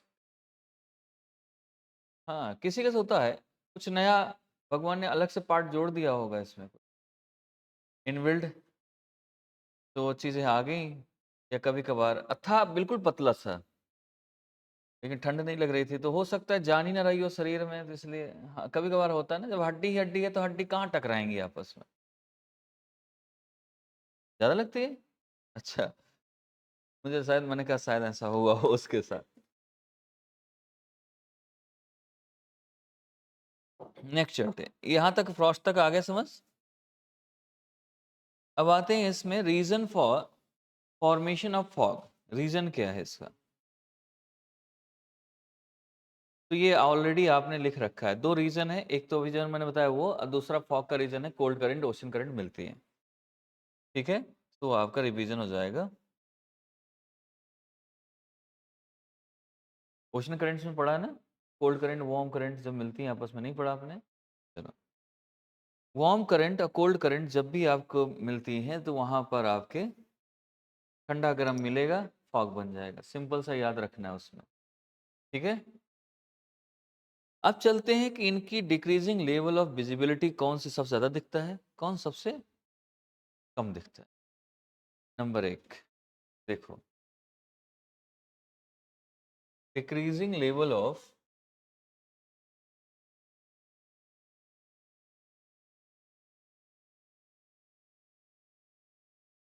विजिबिलिटी। विजिबिलिटी देखनी है इसकी, किसकी ऐसी डिक्रीज हो रही है। सबसे ज़्यादा किस में विजिबिलिटी होती है, सबसे कम किस में होती है? सबसे ज़्यादा होती है मिस्ट। मिस्ट जानते हो आप? नहीं जानते? नहीं? पक्का नहीं जानते कोई? चलो, अभी बताता हूँ, फिर नहीं जानते तो बताना पड़ेगा। हेज़, ये जानते हो कि नहीं? नहीं? क्या बात! अब आते हैं फॉग, फिर आते हैं स्मॉग। ये तो जानते हो ना? सबसे कम ये दिखता है, सबसे ज़्यादा ये दिखता है। अब दिखते कैसे हैं? कि मैं दिखाई देता हूँ, तो आपको ज़्यादा समझ आएगा कि हाँ, कैसा कौन-सा मिस्ट होता है, कौन-सा हेज़ होता है, कौन-सा फॉग होता है, कौन-सा स्मॉग। स्मॉग में भी अभी एक और स्मॉग है। ये तो स्मॉग है। स्मॉग का भी एक अलग स्मॉग है। उससे वो उसमें बहुत सारा, जैसे आप एसिडिक बोल सकते हो उसको, या और भी नाम दे सकते हो उसको। उसमें भी कई सारी चीज़ें आ जाती हैं, जैसे कि वो हो जाता है पोल्यूटेड ज़्यादा हो गया, उसमें डेंजरस चीज़ें आ गई, उनको हम बोल देते हैं स्मॉग। बहुत सारी चीज़ें फॉग से स्मॉग से में 2 टाइप की होती हैं, एसिडिक वाला बन जाता है, यानी उसमें एलिमेंट्स वैसे या उसे एक बोलते हैं टॉक्सिक आ जाता है उसमें। अब देखो आपको दिखाना है थोड़ा-सा ये, तो इसमें मिस्ट आपने देखा नहीं, देखो, ये किसी ऐसा लग रहा है मिठाई के जैसे नाम है, बट मिठाई है नहीं ये, मिस्ट, ये ऐसे दिखता है, ये है मिस्ट, समझ आया? ये दिख रहा है आपको, दिख रहा है कि नहीं? है ना? दिख रहा है। तो मिस्ट मैक्सिमम जहाँ पर आपका थोड़ा बहुत वाटर जिस एरिया में ज़्यादा होगा, उस जगह पे थोड़ा ज़्यादा दिखता है आपको, अंधेरा-सा दिखेगा एकदम। या थोड़ा-सा उस एरिया में ड्राइनेस कम होगी, मॉइस्चर होगा थोड़ा बहुत। ये आप अगर गाँव से बिलॉन्ग करते हो, तो कभी ठंडियों में जिन खेतों में पानी लगाया गया होगा, इरिगेट किया गया होगा, उसमें ऐसा फॉग दिखता है सुबह, वो मिस्ट है, अलग से दिखता है। गाँव से हो? कौन है गाँव से? हाँ, पिंड हाँ, वही। दिखता है ऐसा? ये है मिस्ट। मिस्ट के बाद चलते हैं दूसरे पर। दूसरा क्या था हमारा? हेज़। ये हेज़ है, जो आपके शहरों में कोहरा बन जाता है, जिसे बोलते हो कोहरा। कोहरा तो जानते हो ना? ठंडियों में कोहरा नहीं जानते हो? देख लो, हेज़ इंग्लिश वर्ड हो गया, हेज़ हिंदी में हो गया कोहरा। अब मैं इसे कैसे समझाऊँ? फॉग चीज़ अलग है, फॉग अलग है। कोहरा वो है जब सामने देख रहे हो और दिन में लाइट जला के चलनी पड़ती है ठंडियों में। आपको कुछ नहीं दिखता है। आप धीरे-धीरे चलते हैं, लाइटें उसमें बोलते भी हैं ट्रेन कैंसल हो गई, ये हो गया। वही तो ये है हेज़। आया समझ में कि नहीं आ रहा? अभी नहीं, इसको नहीं समझ आया। हेज़ ये सोच ही रहे क्या है हेज़, है ना? अब कैसे मैं बताऊँ इसको? हाँ, फॉग जैसे, लेकिन फॉग आपका एक फॉग का एक वो है कि थोड़े एरिया में दिखता है और वो एरिया वाइज़ इसमें जो आपका कोहरा बनता है, ठंडियों में आता है। वो ठंडी बहुत ज़्यादा हो जाने से कोहरा बिल्कुल वो कोहरा मिक्स होता है, मतलब मिस्ट और हेज़ दोनों का मिक्सचर है वैसे देखा जाए ये। कि ठंडियों में जहाँ ठंडी एरिया पे जाते जाओगे और ज़्यादा कोहरा दिखाई देना शुरू हो जाएगा, जहाँ पर मतलब पॉल्यूशन नहीं होगा। पॉल्यूशन कम होगा वहाँ ज़्यादा हेज़ हो जाएगी। जहाँ पॉल्यूशन कम होगा वहाँ कम हेज़ हो जाएगी। बेसिकली वो भी कोहरा ही है आपका, जो मिस्ट है, बट वो मिस्ट वाटर बॉडी के आस-पास ज़्यादा है जहाँ पर आपका मॉइस्चर है। और जो हेज़ होता है वो बिना मॉइस्चर के भी वैसा दिखाई देता है। कोहरा तो जानते हो कि नहीं अच्छा चलो मैं एक कार वाला दिखाता हूँ इसमें, ऐसे समझ नहीं आएगा। ये तो जानते ही हो स्मोक, है ना? देख रहे हो? धुआँ ही धुआँ। ये वैसा ही है। चलो मैं इसमें थोड़ा-सा लेके चलता हूँ। अम,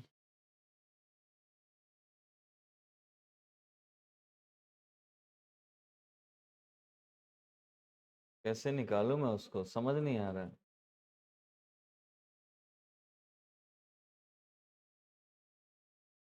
नहीं वो तो मैं ही बता दूँगा।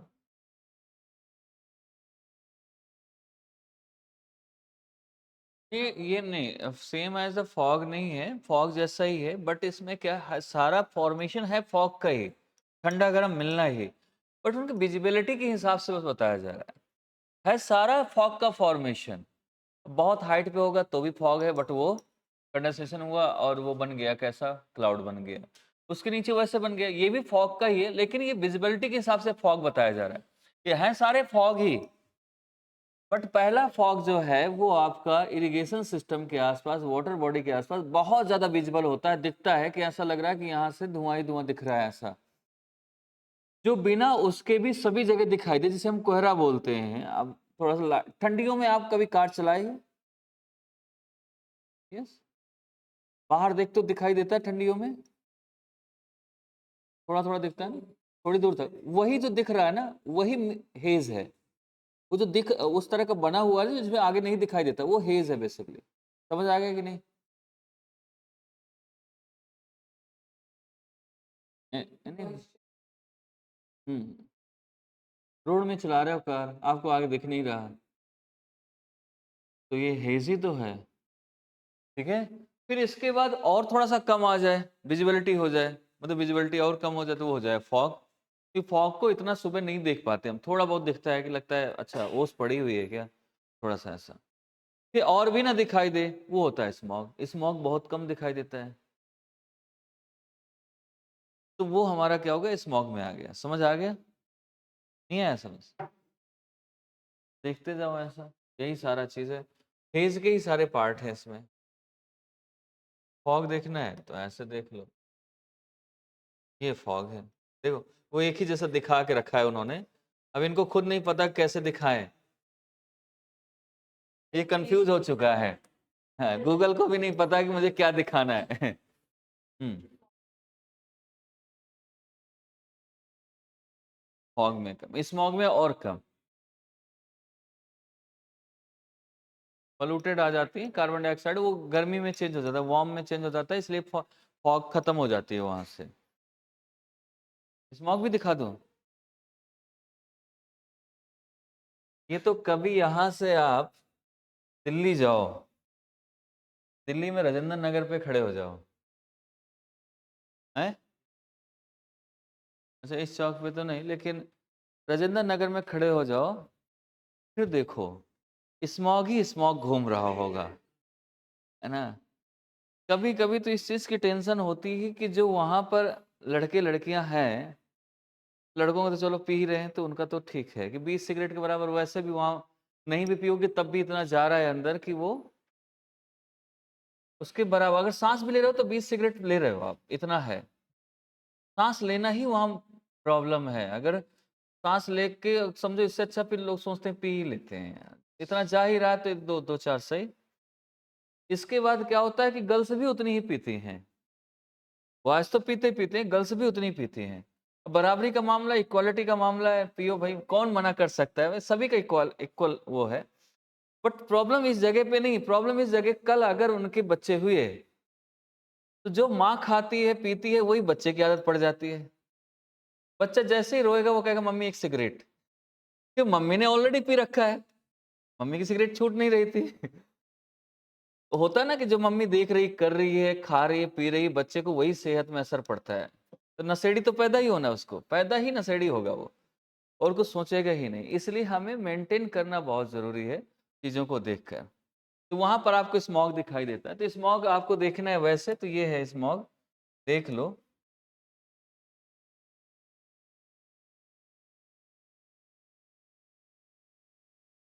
ये नहीं बल्कि ये आप देखो ये ज़्यादा समझ आएगा। ये है स्मॉग, ठीक है?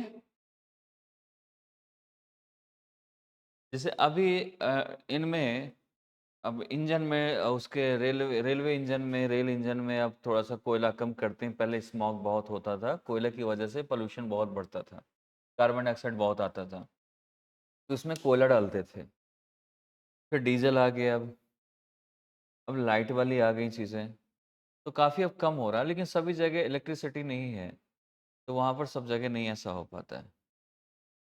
और ज अभी जैसे आपने कभी जहाँ पर ईंट बनती है, ब्रिक्स बनते हैं, वहाँ पर भी ये ऐसे चिमनी बनती है, वहाँ पर भी स्मॉग होता है। अभी जो आपके हरियाणा, पंजाब में जो पराली जलती है, उससे बहुत स्मॉग होता है। उसकी स्मॉग में से दिल्ली तक कवर हो जाता है वो, इतना ज़्यादा स्मॉग है इसमें। और यही है जो एयर क्वालिटी डैमेज कर रहा है, ठीक है? मैं यहाँ पर आया, मुझे बाकी चीज़ तो उतनी पसंद नहीं आई, बस यहाँ का एनवायरनमेंट थोड़ा-सा ठीक है कि ठीक है। अदरवाइज़ मेरा मन यहाँ बहुत कम लगता है, क्योंकि मैं शुरू से मैक्सिमम टाइम से दिल्ली रहा है। तो उस राजेंद्र नगर में जब निकलते हो तो ऐसा लगता है कि ये एरिया जाना-पहचाना सा है। यहाँ पर जाना-पहचाना सा थोड़ा कम लगता है। एक तो लोग मिलते ही नहीं हैं, जो जानते हैं। अकेले हो आप, जानने वाला कोई है नहीं। दूसरा, दिखते कम हैं। वहाँ पर क्या है कि आप बाहर निकलोगे, एक तो पहली बात तो आपके सभी पहचान के हैं जो कहीं न कहीं कोचिंग में बैठा है कोई। तो मिले, बैठे, कुछ अपने यहाँ गए या दिन भर काम किया आपने और बाहर निकलते तो आपको एक भीड़ दिखती है। अच्छा लगता है, क्योंकि आप उसी एरिया में रहे ना काफ़ी टाइम से, भीड़ देख के भी अच्छा लगता है। अब यहाँ पर आप देखो, तो कोई है नहीं, गिने-चुने लोग हैं। वो भी अलग ही है। बच्चों का वो एक सीन भी नहीं दिखता कि ऐसा कुछ है वहाँ पर। वहाँ पर तो ऐसा है टीचर भी खड़ा है, बच्चा आ गया, बात हो रही है, कुछ ऐसा हो रहा है, जान-पहचान में आ जाता है। तो वो एक एरिया में माइंड मेंटली वो वैसा स्ट्रॉन्ग नहीं हो पाती चीज़ें। तो यहाँ पर अपने-अपने घर पे रहना, निकलते हैं, नहीं तो ऐसे बोल दिया किसी ने तो बोल दिया, वैसे जानता है नहीं कोई, बोलेगा कौन? है ना? तो ये चीज़ें हैं। कई बार तो यहीं पर हो जाता है ऑफ़िस में हमारे कि एक-दूसरे से नहीं मिल पाते हैं। बंसल सर से 3-3 दिन मुलाकात नहीं हो पाती, एक ही ऑफ़िस में आने के बाद। अब सोचो एक ही जगह बैठे हैं, तो हो जाता है ऐसा। तो ये चीज़ें ऐसी होती हैं। चलो आगे हम करते हैं इसमें कंपैरिज़न, थोड़ा-सा कंपैरिज़न करा देते हैं फॉग और स्मॉग में।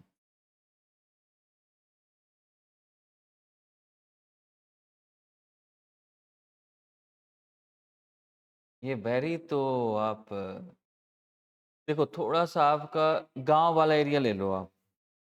वहाँ पर आपका होगा मिस्ट, जहाँ पर आपका बेसिकली रिवर के बैंक ऑफ द रिवर वाले लैंड्स जितने होंगे, वहाँ पर मिस्ट होगी। क्या होगी? मिस्ट। समझ आ रहा है? उसके बाद थोड़ा गाँव में आ जाओ, घुस जाओ, पॉल्यूशन ना ज़्यादा हो। हाँ, क्योंकि वाटर देखो वाटर बहुत देर में ठंडा, देर में गर्म होता है। तो जहाँ वहाँ कोल्ड विंड्स आएँगी, तो वहाँ पर फॉग थोड़ा ज़्यादा दिखाई देगा। उसी को मिस्ट बोल देते हैं। क्योंकि वाटर का है ना सीन कि देर में ठंडा, देर में गर्म। अगर वो लैंड भी जहाँ इरिगेट होती होगी, वो लैंड भी अगर पानी पड़ा है, तो वो भी देर से ठंडा, देर से गर्म। कल मैंने बताया था ना कि एयर का अगर मॉइस्चर एयर है, तो उसका एडियाबैटिक लैप्स रेट बहुत कम हो जाता है। तो वैसा ही है। इसकी वजह से भी ये रीज़न बनता है, नंबर 1। ठीक है? तो वहाँ पर फॉग हमें ज़्यादा दिखाई देता है। नंबर 2 थोड़ा-सा गाँव में आ जाओ जहाँ पॉल्यूशन कम है, यानी कोहरा वाला सीन, वो तो कहीं भी हो जाता है। तो कोहरा अगर बन रहा है, ठंडियों के टाइम में, जहाँ पर पॉपुलेशन रहती है, पॉपुलेशन डेंस में है, वहाँ पर गर्म है बट वो सुबह-सुबह ठंड होती है और उसमें कोहरा पड़ जाता है। ठंडा-गरम मिला और कोहरा बन गया। ठीक है? वो हो गया आपका मिस्ट, हेज़, ये हेज़। नहीं, हेज़ में टॉक्सिक नहीं होते, जब टॉक्सिक हो जाएगा तो कोई भी होगा, चाहे हेज़ हो, चाहे मिस्ट हो, कोई भी स्मॉग में काउंट किया जाएगा उसको। उसमें जैसे ही कोई पॉल्यूशन का या कोई ऐसा टॉक्सिक एलिमेंट्स आ जाते हैं, तो उसे हम स्मॉग में काउंट करते हैं। प्योर आज की डेट में तो कुछ नहीं है, ठीक है? प्योर तो आप गाय का दूध लेके आओ, सामने दुहाकर लेकर निकाल कर, तब भी वो प्योर नहीं होता क्योंकि इंजेक्शन लगा के दे रहा होता है। तो प्योर कहाँ है? गाय कहते थे वेजिटेरियन है, लेकिन गाय आजकल मांस खा रही है। आपने देखा गाय को मांस खाते हुए? खाती है गाय मांस। ये तो हमारे उसमें भी दिया हुआ है, लोग मानते नहीं हैं। मैंने तो कई बार देखा भी है और आपके उसमें भी है, आपकी रामायण में और उसमें भी आपके कथाओं में, मिथ में, रामायण में है कि नहीं, मैं किसी उसमें कथा में मैंने सुना था, पढ़ा था कि ऐसा है। दधीच जिसमें है, वो क्लास 9th और 10th में संस्कृत में एक चैप्टर था, संस्कृत मेरा था 10th तक। तो उसमें उसमें है दधीच की हड्डियों में, जब दधीच की हड्डियों से धनुष बनाया जाता है, वज्र, दधीच की हड्डियों से एक वज्र धनुष बनाया गया था। उससे मारने के लिए राक्षस उसी से मरता, ऐसा कुछ था उसका। तो उस हड्डियों को चाट उसको आदमी को दधीच जब अपनी अपनी वो आत्मा छोड़ी वहाँ से, हटाया, अपने आप को बॉडी को मरा हुआ बना दिया, उसकी हड्डियों को गायों ने ही चाटा था पूरा और हड्डी-हड्डी छोड़ा था। इसका मतलब गाय तो मांस खाती है, उस टाइम से ही खा रही है। अब हम कह दें गाय नहीं खाती वो अलग बात है, लेकिन खाती तो है। इसमें कोई उसको भी टेस्ट लगता है, उसको भी मटन खाने का मन करता है, उसको भी चीज़ें लगती हैं भाई, किसी का भी मन करेगा। इसके बाद अभी मैंने कई बार जैसे गाँव-वाँव गए तो उसमें देखते हैं एक दूसरा जानवर मरा पड़ा तो वो चाट रही होती है उसको। तो ये कोई इतनी बड़ी बात थोड़ा ना है, बल्कि भैंस नहीं खाती है वे। गाय तो चाटते हुए मैंने देखा है, भैंस को नहीं देखा। वो भी देख लूँगा कभी तो दिख जाएगा वो भी। गाय इतना ही नहीं है, गाय तो बहुत कुछ खाती है, करती है, जिसका आप अंदाज़ा भी नहीं लगा सकते। गाय जो आपकी होती हैं बहुत कुछ खाती हैं, अगर वो सुन देख लो आप कभी तो उसको दूध ही नहीं पियोगे आप, गाय का। ठीक है? तो चीज़ें ये है कि हर चीज़ का एक अलग सिस्टम है। तो टॉक्सिक तो देखो सभी जगह है आज की डेट में, थोड़ी बहुत। पर जिसमें ज़्यादा हो जाए वही स्मॉग है, बाकी में सब फॉग है।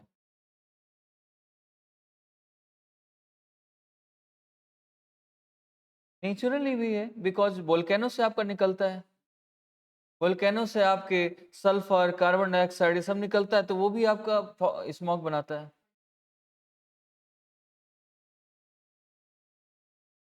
ठीक है, इसमें आप कंपैरिजन करा दो फॉग और स्मॉग में, मालूम चल जाएगा।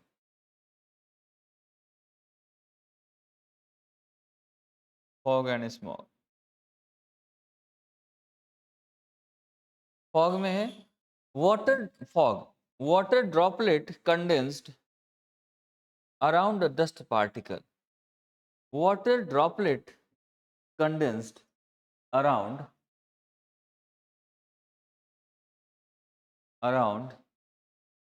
a dust particles. ये डस्ट पार्टिकल के आसपास water droplet, that is fog, and water droplet condensed around a particle of pollutant. ये pollutant particle है।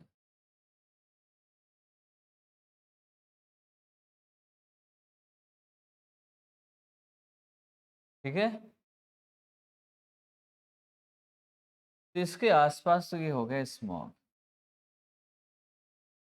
Pollutant like SO2, CO2, ऐसे कुछ भी आप कर सकते हो जो आपको लग रहा हो कि नुकसान करते, वो सारी चीजें इसमें आ जाएंगी। ठीक है,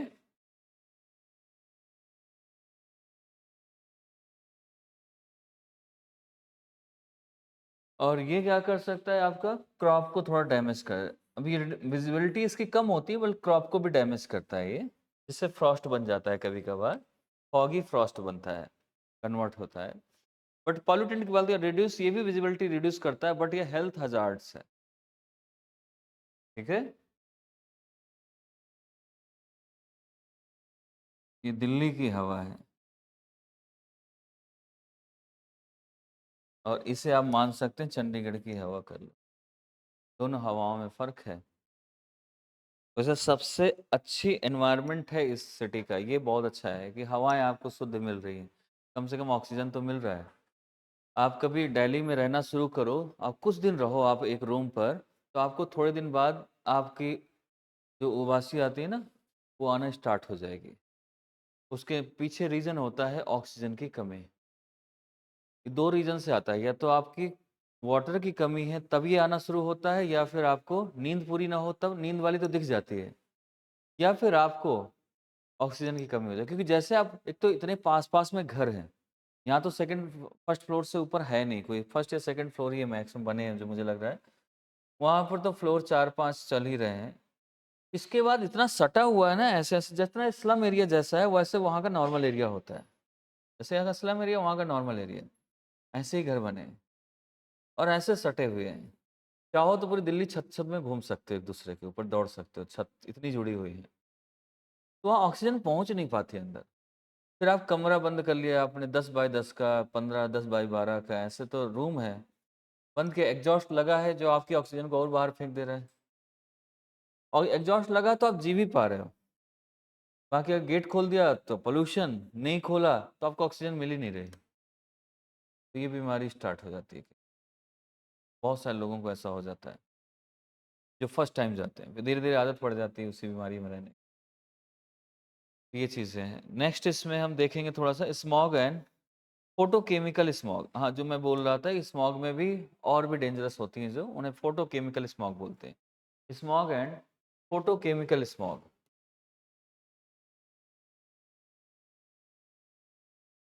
photochemical smog,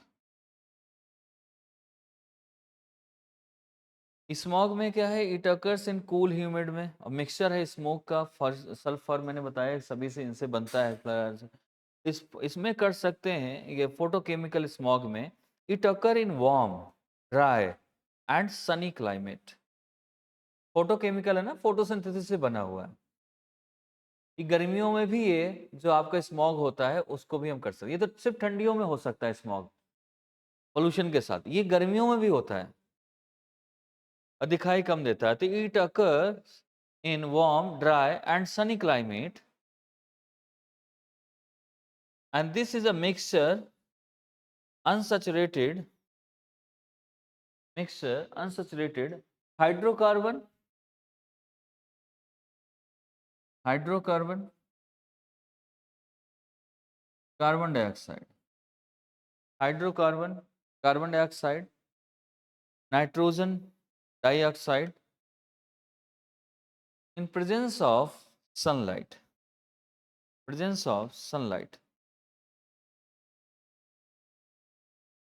That is photochemical smog. इसमें कई बार ओजोन भी अंदर आ जाता है इसके, तो और नुकसान करना शुरू कर देता है, उसे फोटोकेमिकल बोलते हैं। सपोज कि अगर ओजोन लेयर डैमेज हो गई तो अल्ट्रावायलेट रेज आ जाती हैं। कई बार ओजोन के अल्ट्रावायलेट रेज के साथ साथ ओजोन भी उसके साथ आ जाएगा, क्योंकि वो उसी का बना डैमेज हुआ है तो वो भी उसके साथ आया। तो जो साथ में आ रहा है इसी को हम बोलते हैं इसमें ओजोन लेयर। इसमें और भी लिख सकते हैं क्या क्या कंपोनेंट्स होते हैं इसमें। Its components are ozone nitric oxide, acrolein, ozone, next है नाइट्रिक ऑक्साइड, एक साथ नहीं, ओजोन अलग है, नाइट्रिक ऑक्साइड अलग है, एंड एर्कुलिन एंड फॉर्मेल्डिहाइड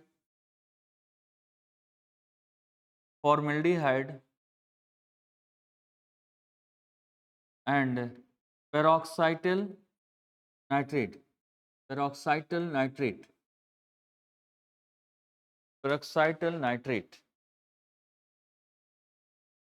ठीक है। ये सारा अगर मिल जाए तो इसे हम बोलते हैं क्या चीज, फोटोकेमिकल स्मॉग। ठीक है, इससे रिलेटेड एक क्वेश्चन है जो आपको करना है थोड़ा सा। फोटोकेमिकल स्मॉग इज रिजल्टेंट, ये आ चुका है 2013 में क्वेश्चन इससे। Photochemical smog is resultant of reaction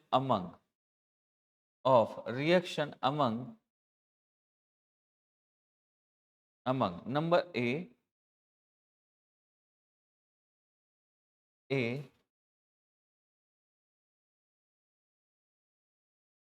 NO2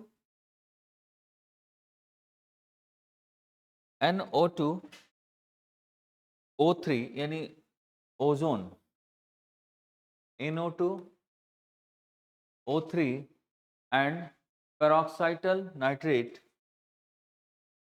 इसे PMN भी कई बार, सॉरी पेरोक्सिल PAN यही होगा ना, हाँ, इसे पेरोक्सिटल नाइट्रेट भी बोलते हैं, पेरोक्सी एसिटल, हाँ peroxy acetyl nitrate PAN, peroxy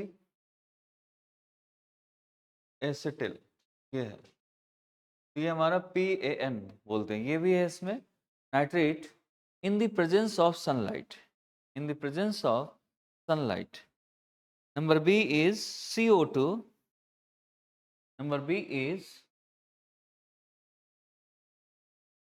presence in sunlight. Number 2, B number, not 2. CO2 and O2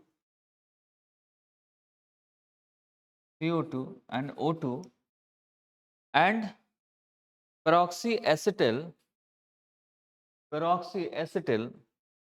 nitrate in the presence of sunlight. बाकी सारा वही है जो पुराना है, सिर्फ इतना इसमें जोड़ा गया। नंबर C, कार्बन मोनोऑक्साइड यानी CO बोलते हैं उसको,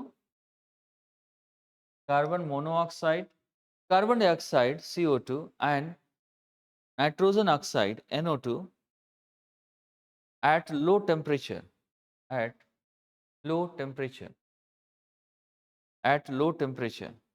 Number D, high concentration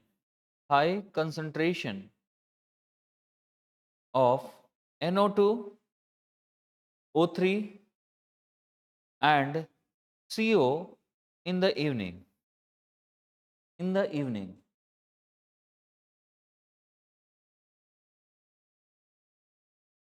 कौन सा सही है इसमें?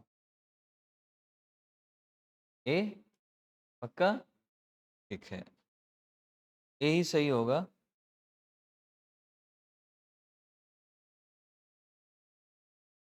तो यहाँ तक हमने चीज़ों को कवर कर लिया।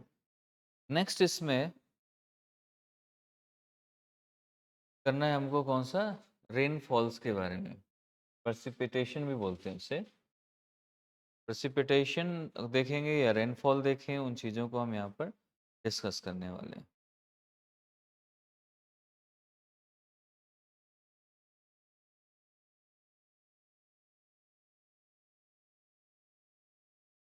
प्रेसिपिटेशन लिख लो, इसमें हेडिंग है कैसे होता है, इसका फॉर्मेशन कैसे होगा।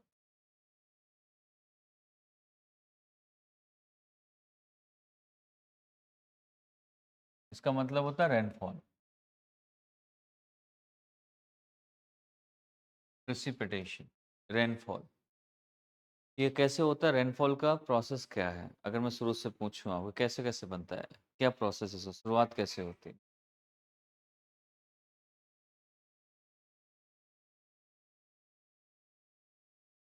सबसे पहला होगा इसमें evaporation. Good. Number two,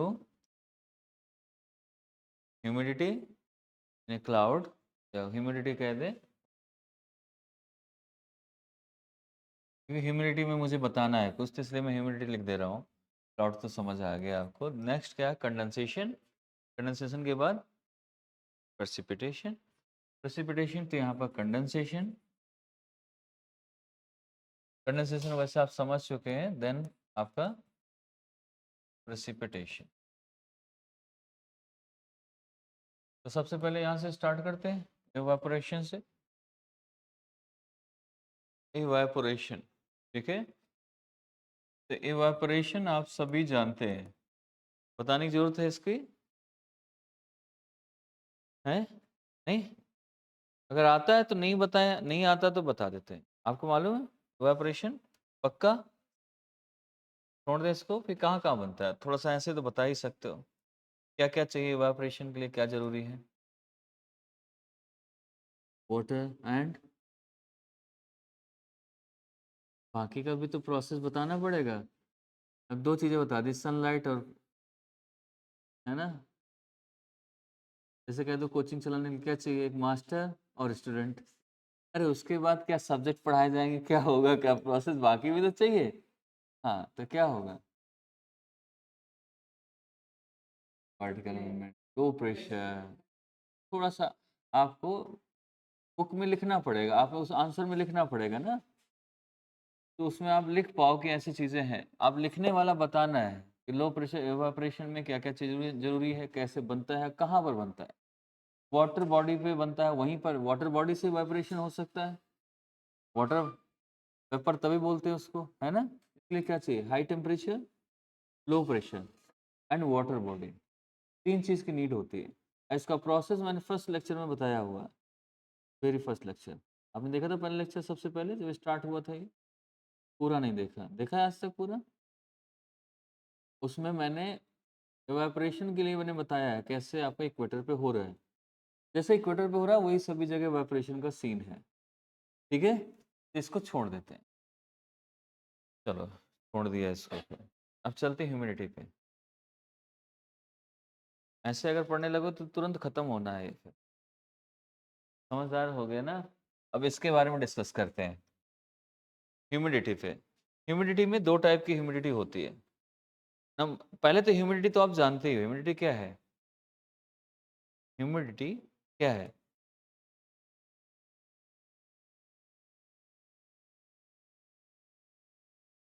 moisture content in the air. यानी इसको और हाँ, ये एकदम सही है, बट इसे मॉइस्चर कंटेंट का कुछ वेट होता है। जब वेट हो जाएगा तो वो ह्यूमिडिटी में आ जाएगा। वेट नहीं होगा, कम होता जाएगा तो फिर वो ऊपर निकल जाएगा। तो वेट तो होता है, कुछ तो वेट होता है, ठीक है। पानी में भीगी हुई चीज़ का वजन बढ़ जाता है। इससे बहुत क्वेश्चन पहले लोग करते थे कि गांव में ऐसा होता था क्वेश्चन कि एक कॉटन लेके जा रहा है एक नाव में, अचानक से बारिश हो गई, नाव डूब गई। वो इसलिए कि उसमें पानी हुआ और वो भारी हो गई, जो पहले नहीं होनी थी भारी।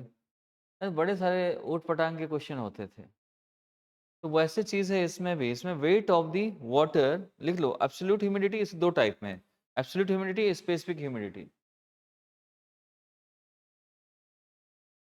Absolute humidity and specific humidity. Specific humidity. अब इसमें सबसे पहले इस वाले पे आ जाओ। एब्सोल्यूट में क्या है? Weight of water vapour, weight of water vapor in unit volume of moist air. Weight of weight weight of water vapor in unit volume of moist air. And about this, weight of water vapor per unit water vapor per unit weight of dry air. ये moist air का है, ये dry air का है। Specific इसलिए इसे specific बोला गया है। वेट ऑफ ड्राई एयर,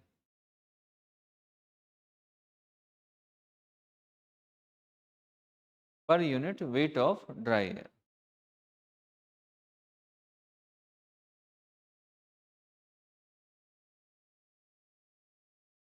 अब चलते हैं प्रेसिपिटेशन पे।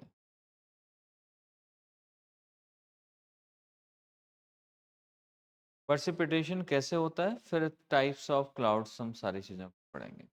प्रेसिपिटेशन कैसे बनता है, कैसे हो रहा है। अब तो सारा प्रोसेस जानते हो, प्रेसिपिटेशन बताने की जरूरत तो है नहीं, लिखाने की जरूरत है इसको, रेनफॉल को। हाँ जी, है तो ज़रूरत तो है। हाँ, बताओ प्रेसिपिटेशन कैसे होता है, बारिश कैसे होती है।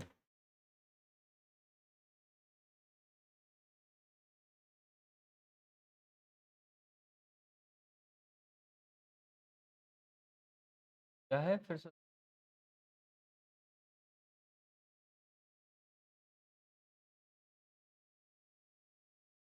जो हमारा इक्वेटर पे हुआ था, वैसा सेम ही प्रेसिपिटेशन का है सीन। वाटर पेपर बनेगा, ऊपर जाएगा, कंडेंस्ड होगा, बारिश हो जाएगी, यही है। ठीक है, चलो इसमें, लेकिन इसमें हमें थोड़ा सा लिखना हो, अकेले ही प्रेसिपिटेशन आ जाते, इतनी सी लाइन लिख दोगे तो कहाँ मजा आएगा ना, थोड़ा सा उसको मॉडिफाई करना पड़ेगा, सजाना पड़ेगा, करना पड़ेगा। तो ऐसे थोड़ा ना लिखना है। Precipitation when air is saturated with water vapour, when air is saturated with water vapor and any extra addition, any extra addition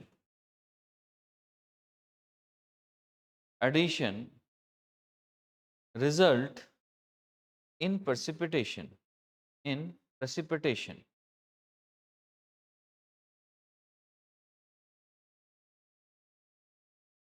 Any extra result in precipitation, addition result। हाँ, तो वैसे तो हमारा वाटर वेपर जा रहा है, उसमें पानी ज़्यादा हुआ, सैचुरेटेड हुआ, उसके बाद ड्रॉपलेट में टूट गया, उसमें एक्स्ट्रा एडिशन हो गया। वैसे नहीं तो वो सिर्फ क्लाउड बनता।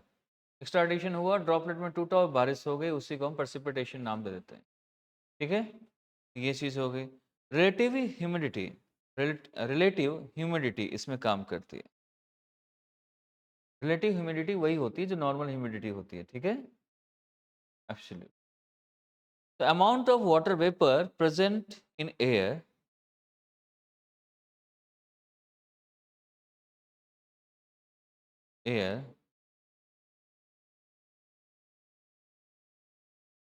to amount of water vapor required for saturation.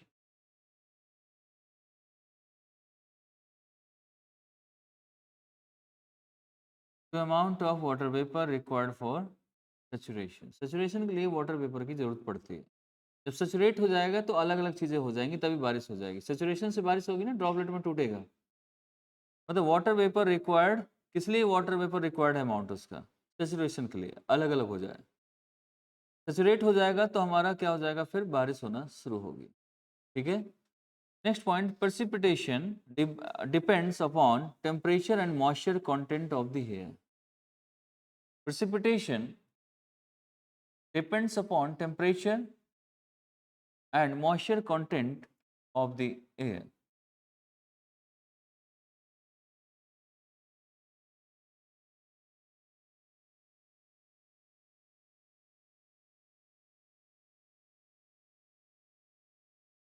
ठीक है।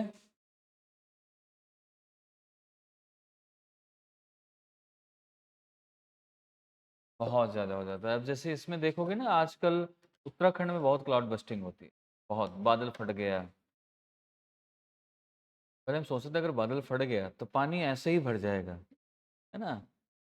लेकिन बादल फटना इससे नहीं, बादल फटना का ये है कि जब बहुत ज़्यादा आपका वहाँ पर ह्यूमिडिटी जितने चाहिए उससे ज़्यादा हो जाए, एवपोरेशन उससे ज़्यादा हो जाए। वो कब होगा? जब गर्म बहुत होगा। अभी पहाड़ एरिया है, मेल्ट ज़्यादा होगा, रिवर वहीं से निकल रही है मैक्सिमम, और रिवर जब ज़्यादा निकलेंगे, मेल्ट हो रहा है तो वो वाटर वेपर बहुत ज़्यादा लेके जाएगा, क्योंकि गर्मी बहुत है। और एडियाबेटिक वो सॉरी एल्बिडो भी बहुत ज़्यादा है उसमें, तो सारा मॉइस्चर अपने साथ लेके आसपास पानी लेके जाता है, इसलिए वहाँ पर ज़्यादा बारिश हो जाती है, क्योंकि पानी बहुत है उस जगह पर, मिल जाता है उसको। पहले ऐसा नहीं होता था, ठंडी जगह। ये हो क्यों रहा है? गर्मी ज़्यादा हो रही है इसलिए। गर्मी क्यों ज़्यादा हो रही है? Global warming. ये क्यों हो रहा है? हमारी वजह से।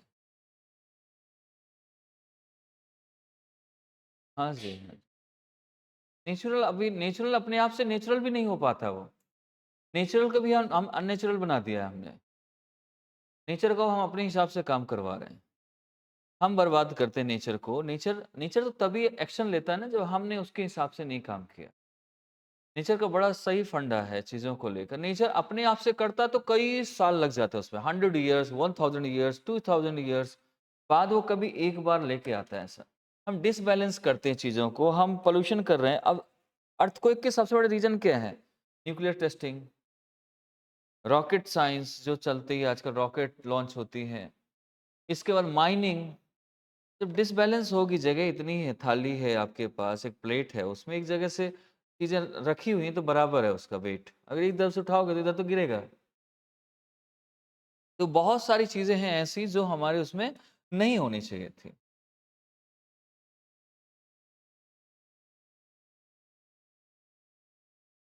वाटरफॉल होती है, लेकिन बहुत ज़्यादा वाटरफॉल होता है। वो वाटरफॉल जैसा नहीं होता, रेनफॉल जैसा होता है। सॉरी, मैं वाटरफॉल बोल रहा हूँ। वाटरफॉल कैसे हो जाएगा? कौन सा वहाँ पाइप लगा है कि आना है उससे? ये नदी सीधा वहीं से ऊपर से गिर रही है? ऐसा नहीं होता, वो सिर्फ नाम का होता है क्लाउड बस्टिंग। इसका मतलब है हैवी रेनफॉल जो रुक ही नहीं रही। आपके घर भर जाएँ, आप परेशान हो चुके हो उस पानी से, और इतना ज़्यादा बारिश कि मतलब उसकी बूँदें मोटी-मोटी और बड़ी आ रही है और बंद नहीं हो रही काफ़ी टाइम तक। अब बंद हुई, अब फिर से स्टार्ट हो गई वैसे ही। तो क्लाउड बस्टिंग उसे बोलते हैं। ऐसा लग रहा है जैसे बादल फट गए हों और पानी रुक ही नहीं रहा। और पानी, जैसे अभी आप देखो, मैं डेली सोचता हूँ कि आज बहुत बारिश हो जाए जिससे मुझे ना जाना पड़े। सुबह-सुबह बारिश हो रही होती है, मैं सोचता हूँ आज चलो ठीक है यार, बारिश हो रही कब तक होगी? फिर रुक जाती है यार, ये कैसी बारिश है? थोड़ी देर में रुक जाती है। तो ऐसा नहीं, वहाँ पर रुकती नहीं है बारिश। बहुत तेज़ बारिश होती है जो रुकने का नाम नहीं लेती है। वैसी वाली बारिश चाहिए। जहाँ पर ग्लोबल वार्मिंग ज़्यादा होगी वहाँ बारिश, दिल्ली में बारिश हो जाती है, अच्छी खासी हो जाती है। ठीक है? उसके पीछे रीज़न है वहाँ का ग्लोबल वार्मिंग, वहाँ के लोग उस वार्म को और बढ़ा दिया है। तो ऐसी चीज़ें आ जाती हैं। इसमें एक पॉइंट और लिखना है, हॉट एयर क्या काम करती है? Hot air saturation, hot air saturation reach with more moisture content than cold air. Saturation reach with more moisture content than cold air. Than cold air.